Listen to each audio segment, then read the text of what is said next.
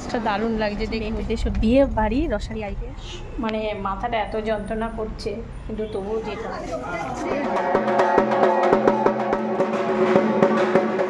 ফুলগুলো দেখাতে আসলাম, একটু বেলা হয়ে গেল, 7টা বেজে গেছে। আর আমি যে ফুল দেখাতে এসেছি দেখো, ফুলটা একদম মানে ভালোভাবে ফুটে গেছে। আর এইদিকে গতকাল শাশুড়ি মা যে বেল ফুলের চারাটা এনেছিল, 2টো বেল ফুল ফুটেছে। এখনও সেগুলোকে টবে দিতে পারিনি, এইভাবেই রয়েছে।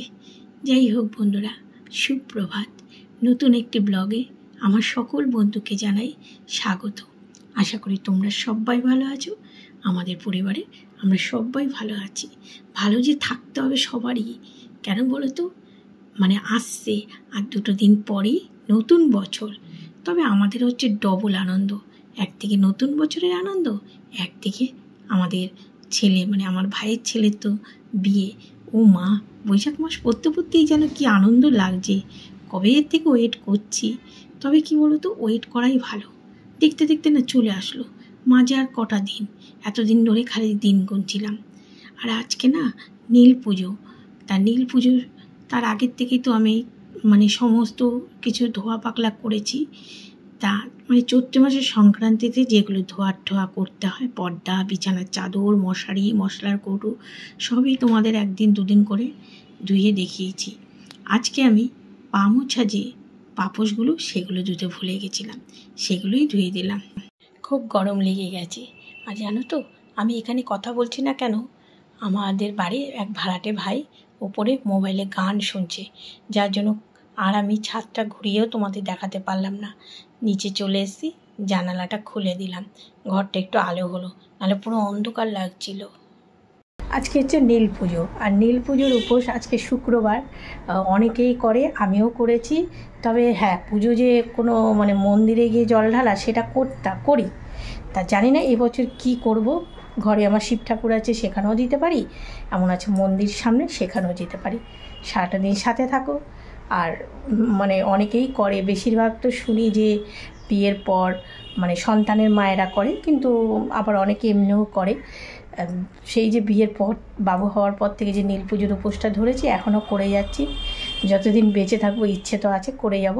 তবে মানুষের শরীরের কথা বলা যায় না। ঠিক আছে, আমাদের ওকে 1 কাপ চা করে দিই। আজকে তো ও একা চা খাবে। আমি পা মোছাগুলো ধুয়ে মেলে দিয়ে আসলাম, এখন বাদবাকি কাজগুলো ঝটফট করে করি। উপোস তো নিজের মুখ বন্ধ তো কী হয়েছে, বাড়িতে 3জন সদস্য খাবে, বাবা, আমাদেরও আর ছেলে, শাশুড়ি মারও উপোস। ঠিক আছে, সারাটা দিন সাথে থাকো, দেখতে থাকো।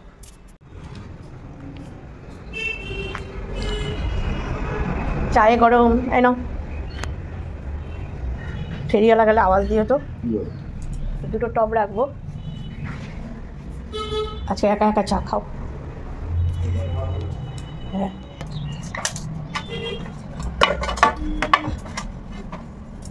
আমাদের এই বাড়িতে তো গরু ছিল। তা কী হতো বলো তো, বিয়ের পর দেখতাম সকালবেলা বালতি মগের মধ্যে করে ঠাকুমা গোবর গুলিয়ে চারদিকে ছড়িয়ে দিত, বাড়ি শুদ্ধ হয়।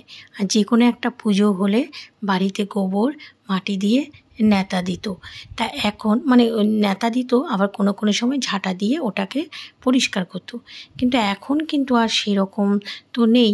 তাও মানে ঘর দুয়ার যার মধ্যে আমরা বসবাস করি, সেগুলোকে যে কোনো পুজোর উপলক্ষে কিন্তু আমরা একটু পরিষ্কার পরিচ্ছন্ন করি, তাই না? এবার বাড়িতে আমাদের নীল পুজো হোক আর না হোক, কিন্তু যেহেতু একটা পুজো মানে বাঙালিদের 12 মাসে 13 পার্বণ, সেগুলো তো পালন করতেই হবে, তাই না? তা আমি কিন্তু আজকে আর মানে 6টা স্টেপ যে বাড়িতে, আমি কিন্তু মুছলাম না গো। আমার দরজার সামনে থেকে শুরু করে 4টে স্টেপই আমি মুছে নিলাম, 2টো ছেড়ে দিলাম, কেননা সময় হয়ে উঠবে না। হঠাৎ করে আমাদের ও বলল চলো আজকে একটু বেরোই। তা আমি ভাবলাম যে উপোস বললো তোমার অসুবিধা হবে না, তা আমি যে না। তা আলু কাটতে বসলাম, আলু সেদ্ধ আর ডাল এটাই করলাম। ছেলের জন্য চানাচুর হয়েছিল, মানে আনা হয়েছিল, আর পাঁপড় ভাজা। জলও ফুটে গেল, রান্নাবান্নাগুলো ঝটপট করে করলাম, তোমাদের আর শেয়ার করলাম না। স্নান করে আমি একটু রেডি হয়ে নিলাম, ও আর আমি বেরোবো। আর এই দেখো পিঙ্ক কালারের এই চুড়িদারটা পরে নিলাম, খোপাটাই যেন আমার বেস্ট, জানো তো। দেখো নীল পুজোর উপোস করে এখন ঘুরতে যাচ্ছি। এদিকে তো মোটামুটি কাজ হয়েছে, এবার যাবো, আমাদেরও এক জায়গায় যাচ্ছে, চলো আমার সাথে, তোমরাও দেখতে পারো কোথায় যাচ্ছি। প্রথম এই দেখো আমার খোপাই ঠিক আছে বাবা, আমার আর কিছু লাগবে না। সকালবেলা ঠাকুর ঘরে ঢোকার সময় হলো না, তাই শাশুড়ি মাই পুজো টুজো দিচ্ছে, আমি বেরিয়ে পড়লাম।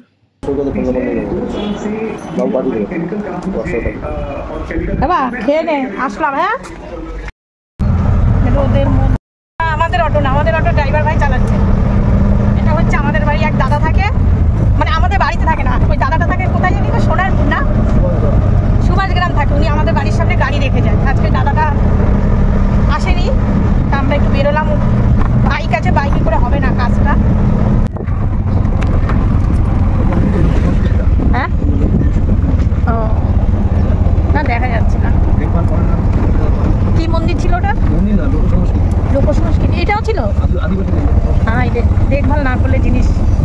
ইসলাম বাইপাসের এখানে দেখো সব অটো লাইন দিয়ে, ও এগুলো সব নতুন অটো না, এই যে বাইপাসের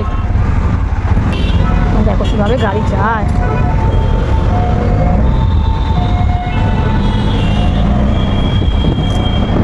অফিস টাইম না, তাও ছুটি তো এখন না।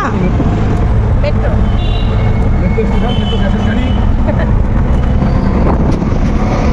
ব্রিজের নিচ দিয়ে যাচ্ছি, বাইপাসের দিকে রাস্তা হাওয়া।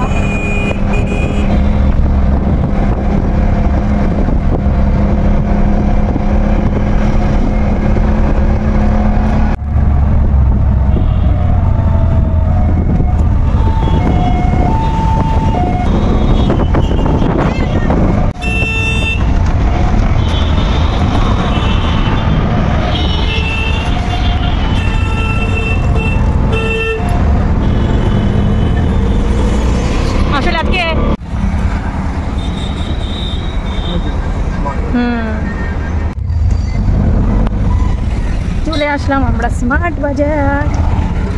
গাড়িটা কোথায় রাখবে এবার নিশ্চয়ই বুঝতে পারছো আমরা কোথায় স্মার্ট বাজারে। এটা আগে কি নাম ছিল? বিগ বাজার, তাই তো? এটা আগে বিগ বাজার ছিল, এখন স্মার্ট বাজার হয়ে গেছে। অটোটাকে সাইডে রেখে তারপর তো যেতে হবে। গাড়ি কোথায় ঢুকবে? এর ভেতরে গাড়ি। ও বাবা, দারুণ সিস্টেম তো। দেখো গাড়ি নিয়ে কোথায় ঢুকে গেল। এখানে সব গাড়ি পার্কিং বাবা, সব হাইফাই মানুষ, আমাদের মতো অটো নেই।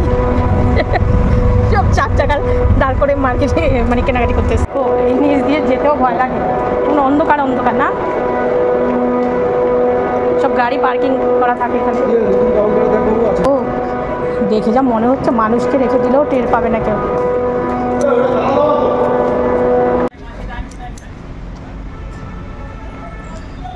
সুন্দর রাস্তা থাকতে আমাদের কোন রাস্তা দেখিয়েছে।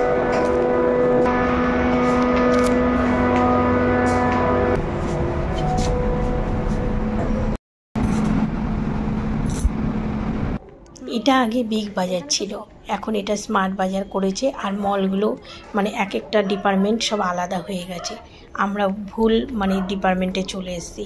গ্রসারি আইটেম নেব সেই ইসেতে এসেছি, আর চলে আসলাম জামা কাপড়ের এখানে, তাই আমাদের এখন নিচে যেতে হবে। কোথায় সেটা দেখছি না।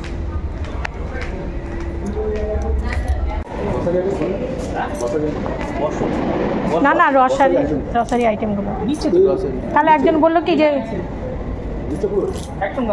ও চলো সিঁড়ি দিয়ে চলে যাই গ্রাউন্ড ফ্লোরে।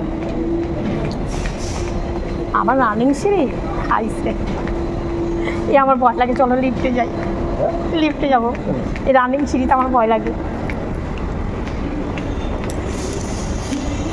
দেখো জায়গাটা কি সুন্দর, দেখো এখান থেকে বাইপাসটা দারুণ লাগছে দেখতে।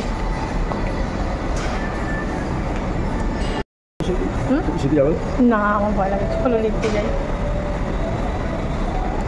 এই রানিং সিঁড়ি আমি উঠবো না, আমি লিফটেই যাবো বাবা। রানিং সিঁড়িতে আমার খুব ভয় লাগে, আমার জন্য উপরে যেতে হবে না, লিফটে যাবো। গ্রাউন্ড ফ্লোরে আমি যেটা খুঁজে এসেছি, গ্রাউন্ড ফ্লোরে। আমরা দুজনেই আছি লিফটের মধ্যে। এটা গ্রাউন্ড নাকি? আসলাম একদম গ্রাউন্ড ফ্লোরে। ও দারুণ, এটা খুব সুন্দর লাগছে। দারুণ করেছে। এতক্ষণে আমরা আসল জায়গায় এসে পৌঁছালাম। ঘুরে দেখতে দেখতেই লেগে গেল কতক্ষণ। আর জানো তো কেমন, যেই মোবাইল বের করি এদিক থেকে একজন বলে দিদি ভাই মোবাইলটা বন্ধ করুন, ওখান থেকে আরেকজন বলে দিদি ভাই মোবাইলটা বন্ধ করুন। একবার তো লিফটের মধ্যে পড়েই গেছে মোবাইলটা।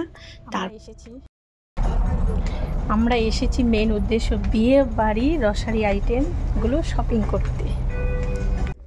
একটু ভিডিও করার পর আমি ঘুরে ফিরে একটু দেখাতে আমাদেরও ওইদিকে গিয়ে কেনাকাটি শুরু করে দিয়েছে। তারপরে আমাদেরও রেগে গেছে আমার উপর, এই মোবাইল রাখো তো তুমি, তোমার জন্য লোক আসছে বারবার। তারপরে আমি মোবাইলটা ব্যাগে ভরে নিয়েছি। তারপরে কি করলাম, আমি আবার একটু দূরে সরে গেলাম, গিয়ে ফাঁকা জায়গায় গিয়ে ভিডিও করছি। আর আমাদের ওকে দেখছি ওইখানে, দেখি আমাকে যাতে না দেখতে পায় এই বলে মানে এরকম করে একটু লুকোচুরির মতো। ও যদি ওই ডিপার্টমেন্টে ওই পারটায় থাকছে, আমি এই পারে থাকছি। আর এগুলো দেখে নিচ্ছি, কারণ আমাদের প্রচুর পরিমাণে তেল লিখেছিল তো, তা তেলটা বুঝতেই তো পারছো, তেল তো লাগবেই। সেখানে দেখলাম যে রেঞ্জটা কত, না বাইরের থেকে খুব একটা বেশি না, বাইরের দামেই কিন্তু কম না, যে বাইরের থেকে কম দাম না একদম, মানে বরঞ্চ 1 টাকা 2 টাকা আরও বেশি। তা সেই বুঝেই মানে তেলটা নেওয়া হলো, তারপরে ময়দা নেওয়া হলো, আরও কি সব প্যাকেট করা সমস্ত কিছু একটা আমাদের বস্তার মধ্যে, গাড়ির পেছনে বস্তা ছিল অটোর পেছনে, তার মধ্যে ভরে নিয়েছে। ওরা তো সব বিলিং করে তারপরে প্যাকেট করে দিয়েছে, কিন্তু ওইভাবে আনতে গেলে অসুবিধা হয়। আর এই দেখো ঘুরে ফিরে তো তোমাদের আমি একটু দেখাচ্ছি। আর কি ফল এ বাবা, দেখে মানে কেমন যেন লাগছে। তাই এই যে তেলের ডিপার্টমেন্ট যা খুঁজেছি মোটামুটি পেয়েছি, কিন্তু এই যে আম পানার জন্য ওই সমস্ত জিনিস আর খুঁজে পেলাম না। এখানে সব ফুডস আইটেমে আমাদের দরকার নেই। ভিডিও তো আনন্দ করে এনেছি, ভেবেছিলাম যে আমাকে আর ভয়েস ওভার দিতে হবে না, কিন্তু পরে দেখলাম স্লো মোশনে এখানে মিউজিক চলছিল। আর এই দেখো তরমুজের চেহারা দেখো, খেতে ইচ্ছে করে, সাদা তরমুজ। আর এই বাবা সাদা তরমুজ। তারপর আমাদের ও বললো কি চালটাও দেখে নি, কিন্তু না, চালের মানে বস্তাটা আমরা এখান থেকে নিলাম না, কেননা আমাদের বাড়ির সামনে যে দোকান থেকে আমরা চালটা নিই ওনার একটা বড় দোকান, বেশ ভালো চাল। আমি এখান থেকে আন্দাজে কী চাল নেব, খেয়ে কীরকম, ওই দাদাটার থেকে একটু এনে মানে দেখা যাবে যে চালটা কেমন। আর এখানে সমস্ত ডাল পাস্তা এগুলো একটু ঘুরে দেখাচ্ছি, এগুলো কিন্তু প্রয়োজন নেই, তাও একটু দেখিয়ে দিলাম তোমাদের। আর এই যে তেলের এখানেই অনেকক্ষণ লেগেছে, কারণ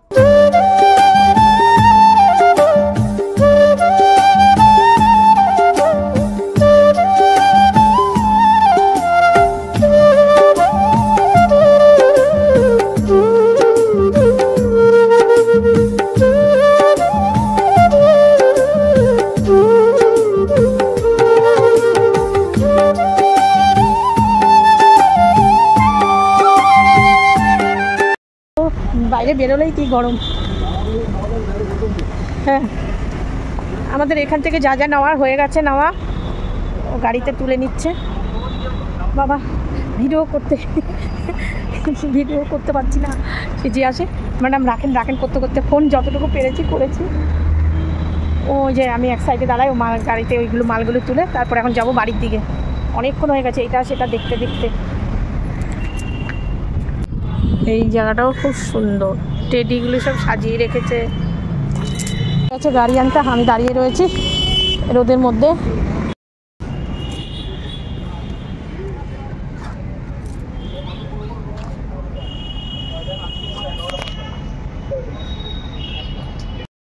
বাবা গো কি রোদের তাপ, ওইদিকে সব গাড়িতে করছে, মালগুলো তুলছে। আর আমি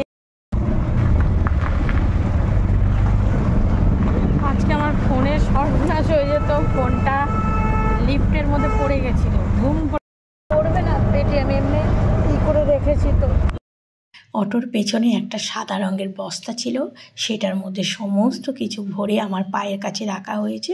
আর এদিকে পেটিগুলো আমিও ধরে বসে আছি। নারায়ণ আরএমটেগর হসপিটাল আমাদের বাড়ির সামনে, বলি না। বিয়েবাড়ির জিনিসের সাথে আমিও আমার ঘরের কিছু টুকিটাকি জিনিস কিনেছি, পরে দেখাবো। এদের সঙ্গে বেরোলে এই অবস্থায় আমাদের এর সাথে এই সব মালপত্র নিয়ে আমি বসে রয়েছি, গাড়ি এখানে দাঁড় করিয়ে ওখানে কার সঙ্গে গল্পই করে যাচ্ছে। এদিকে বাড়িতে আমার সারা রাজ্যের কাজ।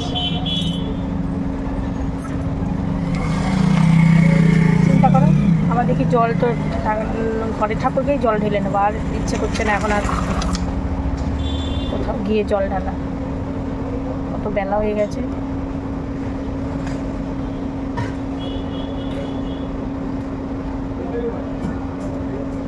গেছে তো কখন? কার সঙ্গে গল্প করতেছি? কার সাথে গল্প? ওই যে অফিসে পেপার নিয়ে আসি, পেপার লাগবে। পেপার পরে লাগবে, বলে চলো বাড়ি যাই, রোদে গরমে তাপে এমনি উপোস করা, আমার গলা শুকাই যেতেছে। জল খাওয়া নেবো একটা? না না, আমি জল খাবো? ওই বাবা, আমি ঠাকুরের জল ঢালবো।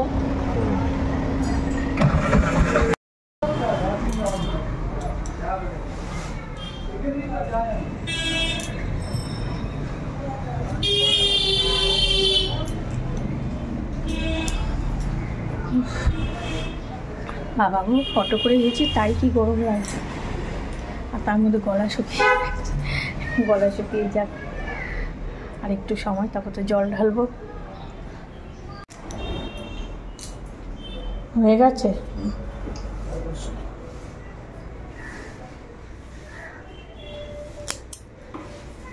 এখানেই ঢেলে ফেলে আর কি কর না, আর যাতে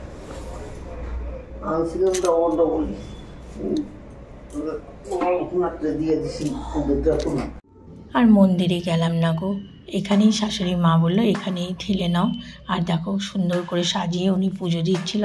এই আমি প্রথমে আমাকে মা বলেও দিল এইভাবে এভাবে। আর যেহেতু আম এতদিন খাইনি, আজকে শিবলিঙ্গের এখানে আম দিয়ে, মানে নীলকে আম দিয়ে কালকের থেকে আমাদের আম খাওয়া হবে। এই প্রথমে আমি দিলাম, মা পেছন থেকে বলে দিল এইভাবে করো। ওই যে শাশুড়ি মা উঁচু তুলে বসে আছে, তারপরে আবার আমার পরে শাশুড়ি মাও সুন্দর করে এই যে দিয়েছে, ঠাকুর পুজো দেওয়া হয়ে গেছে। আর এই দেখো দুটো আম, দুটো বেল, মানে শাশুড়ি মা দিয়েছে এক, আবার আমি ঢেলেছি, যেভাবে হোক। আর নীলবাতি জ্বালিয়েছিলাম।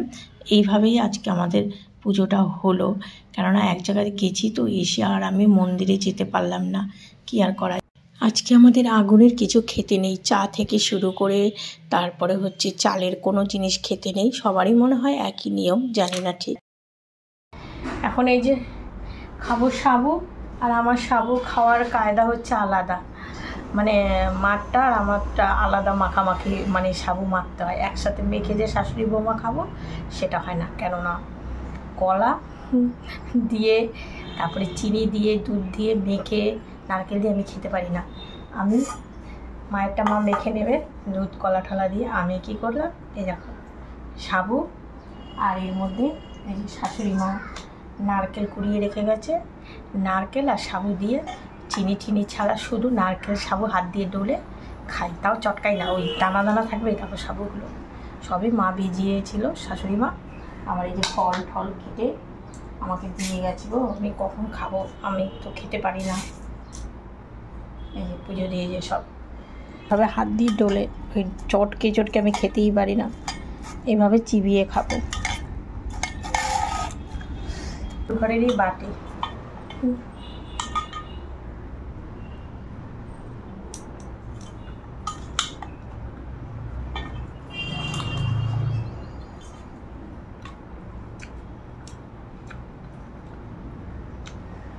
আমি উপোস করলে না ফল খেতে পারি, না সাবু মাখা খেতে পারি, কিচ্ছু খেতে পারি না। এই জন্য আমি একটু জল খেলে আমার পেট ভরে যায়।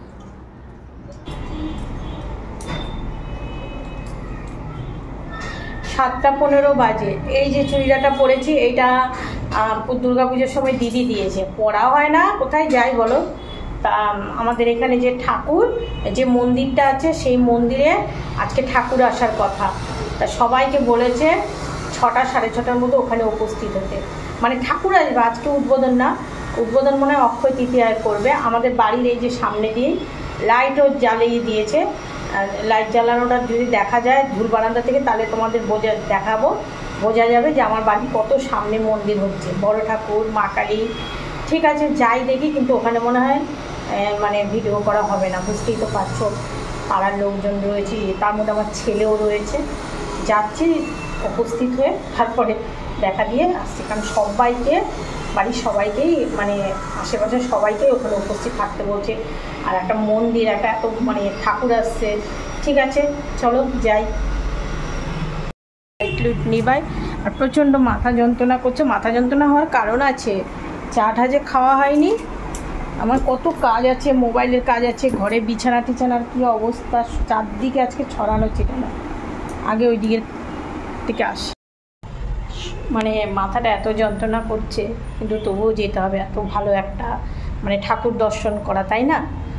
যাই দেখি, আর যদি খুব দেরি হয়, এখনও যদি ঠাকুর এসে না পৌঁছায়, যদি ভাগ্যে থাকে দর্শন করতে পারবো, আর না আসলে চলে আসবো। ছেলে আছে ওখানে।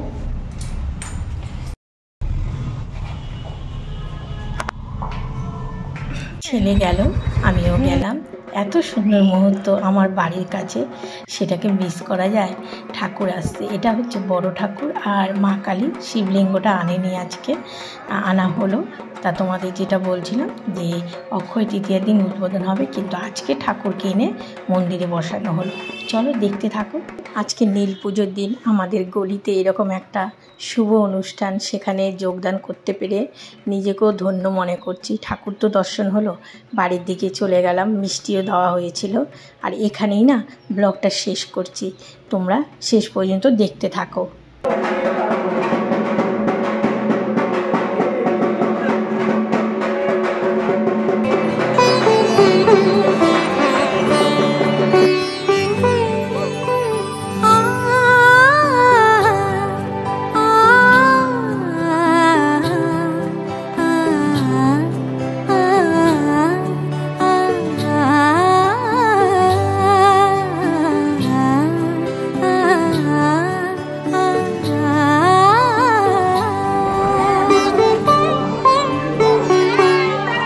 উৎসবের অঙ্গনে আজ সবার মন